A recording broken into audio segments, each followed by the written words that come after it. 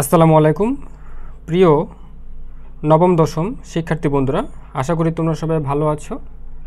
তো আজকের ক্লাসে আমি তোমাদের আলোচনা করব তোমাদের অধ্যায় 2 এর সেট ও ফাংশন।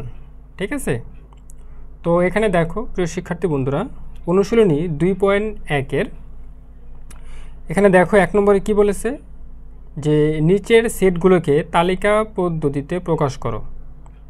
আচ্ছা, তাহলে আজকের ক্লাসে আমরা এই ক নম্বর যে অঙ্কটি, তো আজকে আমরা এই ক নম্বর অঙ্কটি নিয়ে আলোচনা করব। ওকে, আচ্ছা তাহলে দেখো প্রিয় শিক্ষার্থী বন্ধুরা, আমরা প্রথমে এই ক নম্বর প্রশ্নটি প্রথমে খাতায় লিখব। তো দেখো এখানে আমরা লিখতে পারি যে ক আমরা লিখব দেওয়া আছে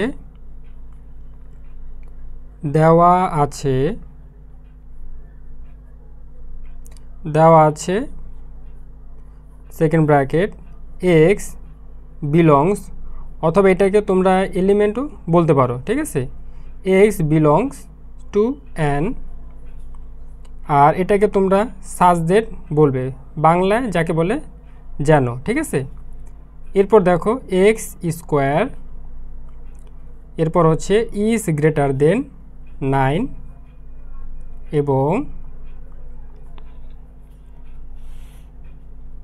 এবং হচ্ছে x cube is less than 130। ওকে, তো এটা হচ্ছে আমাদের অঙ্ক। আচ্ছা, তাহলে দেখো প্রিয় শিক্ষার্থী বন্ধুরা, তো তোমরা কিন্তু অনেকেই এই অঙ্কগুলো পড়তে পারো না। দেখো তোমরা কিভাবে পড়বে, x belongs to N such that x square is greater than 9 এবং x cube is less than 130। দেখো এই যে ইজ গ্রেটার দেন, এটা কি? এটা হচ্ছে তোমার 9 থেকে বড় হতে হবে। হ্যাঁ, এখানে দেখো এক্স স্কোয়ারের মান কি করতে হবে, 9 থেকে বড় হতে হবে। আর এখানে দেখো ইজ লেস দেন, এটা এই চিহ্নটা হচ্ছে ছোট, তার মানে কি 130 থেকে ছোট থাকতে হবে। ওকে, আচ্ছা আমরা যদি একটু বাংলা ভাষায় লিখি তাহলে তোমরা বিষয়টা একটু আরও ভালো বুঝতে পারবে। কিভাবে দেখো, আচ্ছা এখানে দেখো আরেকটি কথা রয়েছে, এখানে দেখো এই যে এক্স বিলংস টু এন না, তো আমরা জানি যে স্বাভাবিক সংখ্যার সেট হচ্ছে 1 2 3 4 5 6, হ্যাঁ এভাবে চলতেই থাকবে। তো আমরা স্বাভাবিক সংখ্যার সেটকে আমরা কি করব, এন দ্বারা প্রকাশ করব। আমরা কি করব, স্বাভাবিক সংখ্যার সেটকে আমরা এন দ্বারা প্রকাশ করব, আর এনের মান 1 2 3 4 5 6, তো এইভাবে চলতেই থাকবে, কখনোই শেষ হবে না। ঠিক আছে, আর এখানে দেখো এক্স বিলংস টু এন, তার মানে কি এক্সের উপাদান এনের ভিতরে রয়েছে। ওকে, আচ্ছা এখন আমরা একটু বাংলায় লিখব। কিভাবে দেখো, তো এই লেখাটা লিখলে তোমরা খুব সহজে বুঝতে পারবে। দেখো যে সকল স্বাভাবিক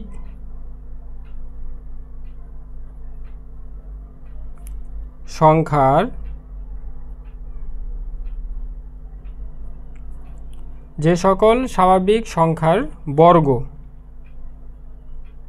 ঠিক আছে, দেখো তোমরা যখন এই যে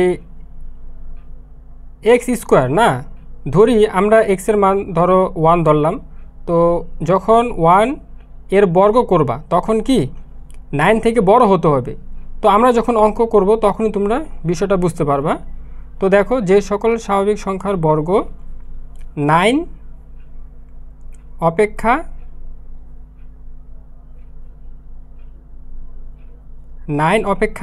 কি বড়, 9 অপেক্ষা বড়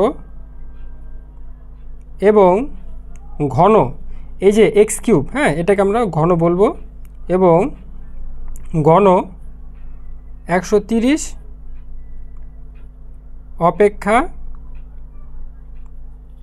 কি হতে হবে, ছোট হতে হবে। 130 অপেক্ষা ছোট মানে কি, এখানে তোমাদের বলেই দিছে যে এক্স কিউব 130 থেকে ছোট হতে হবে, তাহলে 130 অপেক্ষা ছোট। ছোট তাদের সেট, তাদের সেট। তো এই কথাটা তোমরা না লিখলেও পারো, জাস্ট যারা দুর্বল শিক্ষার্থী রয়েছে সো তোমরা জাস্ট বোঝার জন্য এই কথাটা লিখবা। আচ্ছা, এরপর দেখো আমরা লিখব যে আমরা জানি, আমরা জানি, আমরা জানি, আমরা কি জানি?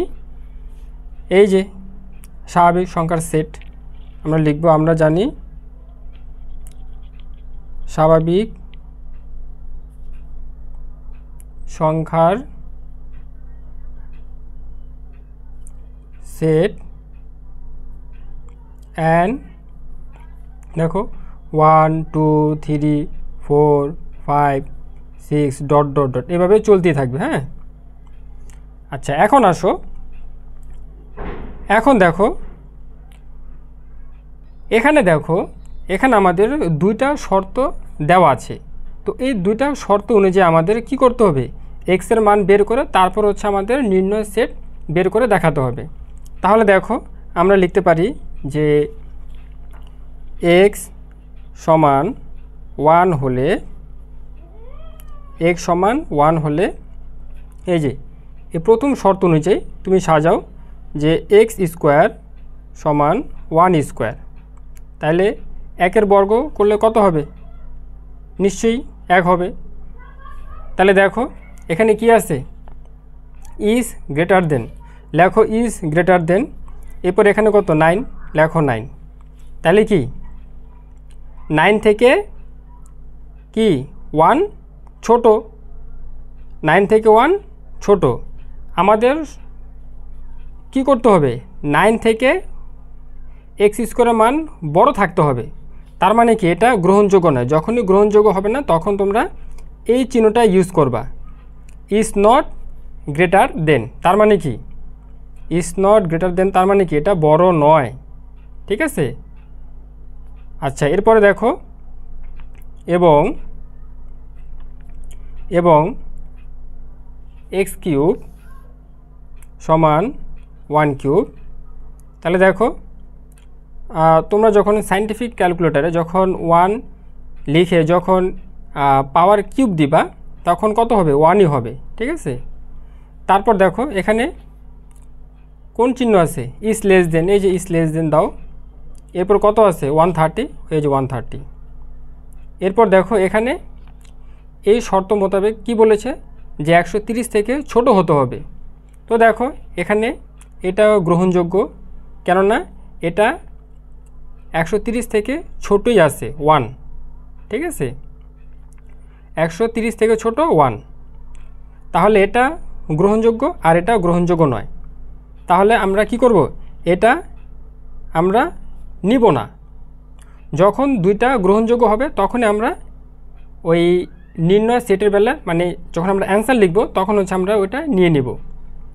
আচ্ছা, এরপরে আসো এক্স সমান 2 হলে,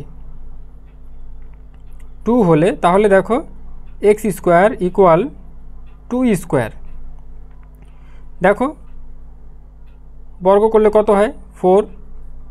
তারপর হচ্ছে ইজ গ্রেটার দেন 9। এখন দেখো আমাদের শর্ত হচ্ছে কি 9 থেকে বড় হতে হবে, এক্স স্কোয়ারের মান 9 থেকে বড় হতে হবে। কিন্তু আমরা কি পেলাম? 9 থেকে ছোট পেলাম। তার মানে কি এটা গ্রহণযোগ্য নয়। তাহলে আমরা কি করব? ইজ নট গ্রেটার দেন, তার মানে কি বড় নয়। এবং এক্স কিউব ইকুয়াল 2 কিউব, হ্যাঁ, করলে কত হয়? 8 ইজ লেস দেন 130। তো দেখো এখানে 8 হচ্ছে 130 থেকে ছোট, তো এটা হচ্ছে গ্রহণযোগ্য আর এটা গ্রহণযোগ্য নয়। ঠিক আছে? তো আমাদের দুইটা গ্রহণযোগ্য হতে হবে। তো আমরা এটাও নিব না। ঠিক আছে? আমরা এটাও নিব না, এগুলো ক্রস দাও। কিন্তু পরীক্ষার সময় তোমরা কিন্তু এগুলো ক্রস দিবে না, তোমরা মনে মনে রাখবা। হ্যাঁ, আচ্ছা, এরপরে আসো। এরপরে হচ্ছে আমরা লিখব এক্স ইকুয়াল 3 হলে, এক্স ইকুয়াল 3 হলে এক্স স্কোয়ার ইকুয়াল 3 স্কোয়ার করলে কত হবে 9, তারপর হচ্ছে ইজ গ্রেটার দেন 9। আচ্ছা এখানে দেখো, এখানে 9 সমান 9, আমাদের কি করতে হবে 9 থেকে বড় করতে হবে। হ্যাঁ, তো এখানে 9 সমান 9 রয়েছে, তার মানে কি এটাও গ্রহণযোগ্য নয়। তো আমরা কি করব, আমরা এই চিহ্ন ইউজ করব। ঠিক আছে। আচ্ছা এরপর দেখো, এবং এক্স কিউব ইকুয়াল 3 কিউব। তো তুমি যখন সায়েন্টিফিক ক্যালকুলেটর ইউজ করবা, দেখো 3 পাওয়ার 3 করলে কত হবে 27। ঠিক আছে, তো লেখো 27 ইজ লেস দেন 130। তো দেখো 27 130 থেকে ছোট, তো এটা হচ্ছে কি গ্রহণযোগ্য হবে, আর এটাও গ্রহণযোগ্য হবে না। তো আমরা এটাও নিব না। ঠিক আছে, আমরা এটাও নিব না। আচ্ছা এরপরে দেখো, এক্স ইকুয়াল 4 হলে এক্স স্কোয়ার ইকুয়াল 4 স্কোয়ার করলে কত হয় 16। এরপর হচ্ছে ইজ গ্রেটার দেন 9। আচ্ছা এখন দেখো, আমাদের শর্ত কী ছিল যে এক্স স্কোয়ারের মান 9 থেকে বড় হতে হবে। তো দেখো এটা এখানে তাই হচ্ছে, 9 থেকে বড়, 9 থেকে বড় কত 16। ঠিক আছে। আচ্ছা তাহলে এটা গ্রহণযোগ্য হবে। এবং এক্স কিউব ইকুয়াল 4 কিউব করলে কত হবে 64। তোমরা চাইলে সায়েন্টিফিক ক্যালকুলেটর ইউজ করতে পারো। 64 ইজ লেস দেন 130। হ্যাঁ, তাহলে দেখো 64 130 থেকে ছোট, সো এটাও গ্রহণযোগ্য। তাহলে দেখো দুইটাই কিন্তু গ্রহণযোগ্য, তাহলে আমাদের এই মানটা কি হবে, এই মানটা হচ্ছে আমাদের অ্যান্সারে চলে যাবে। আচ্ছা তারপরে দেখো আমরা লিখব এক্স ইকুয়াল 5 হলে এক্স স্কোয়ার ইকুয়াল 5 স্কোয়ার করলে কত হবে 25 ইজ গ্রেটার দেন 9। তো দেখো 25 কিন্তু 9 থেকে বড়, তাহলে এটাও গ্রহণযোগ্য। এবং এক্স কিউব ইকুয়াল 5 কিউব দেখো করলে কত হয়, এই যে 5 পাওয়ার কিউব করলে কত আসে 125 ইজ লেস দেন 130। দেখো 125 কিন্তু 130 থেকে ছোট, সো এটাও গ্রহণযোগ্য, এটাও গ্রহণযোগ্য। তার মানে দেখো আমরা এটা অ্যান্সারে নিয়ে নেব। ঠিক আছে, এরপর আসো এক্স ইকুয়াল 6 হলে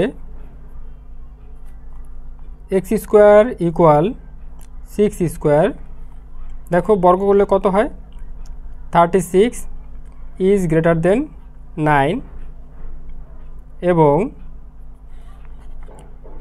এক্স কিউব ইকুয়াল 6 কিউব দেখো 6 পাওয়ার কিউব করলে কত আসে, এখানে 216 আসে, 216 ইজ লেস দেন 130। তো দেখো আমাদের শর্ত কী ছিল যে এক্স কিউব 130 থেকে ছোট থাকতে হবে।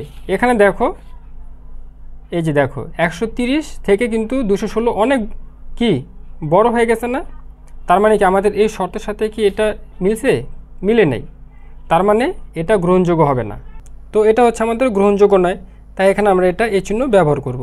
ওকে, তুমি যখন এক্সের মান 7 দিয়ে করবা, এক্সের মান 8 দিয়ে করবা, হ্যাঁ করার পরে কিন্তু কি 130-এর থেকে বড় হয়ে যাবে। ওকে ওকে, আশা করি বুঝতে পারছো। আমি আবার বলছি, তোমরা যখন এক্সের মান 7 তারপর হচ্ছে 8 9 দিয়ে যখন করবা, তখন কিন্তু 130 থেকে কি 130 থেকে বড় হয়ে যাবে। আমাদের শর্ত কী ছিল 130 থেকে ছোট থাকতে হবে, তাহলে আমরা অঙ্কটা এখানেই রেখে দিলাম। ওকে, আচ্ছা তাহলে দেখো আমাদের অ্যান্সার হচ্ছে এই যে এটা আর হচ্ছে এটা। তাহলে দেখো আমরা লিখব অতএব নির্ণয় সেট সমান, এই যে দেখো এখানে কত এক্সের মান কত, এখানে 4 আর হচ্ছে এই যে 5। ঠিক আছে, এটা হচ্ছে অ্যান্সার। তো প্রিয় শিক্ষার্থী বন্ধুরা, আশা করি তোমরা এই অঙ্কগুলো বুঝতে পেরেছো। যদি না বুঝে থাকো তাহলে অবশ্যই আমাকে কমেন্ট বক্সে কমেন্ট করে জানাবে। আশা করি আমি অ্যান্সার দেওয়ার চেষ্টা করব। তো দেখো প্রিয় শিক্ষার্থীরা, পরবর্তী ভিডিওতে আমি তোমাদের যে খ নম্বর যে অঙ্কটি রয়েছে এই খ নম্বর অঙ্কটি আমি তোমাদের পরের ভিডিওতে দেখিয়ে দেব। তাহলে প্রিয় শিক্ষার্থী বন্ধুরা, ভিডিওটি আজকে এই পর্যন্তই। দেখা হচ্ছে পরের ভিডিওতে। সেই পর্যন্ত ভালো থাকবে। ধন্যবাদ সবাইকে।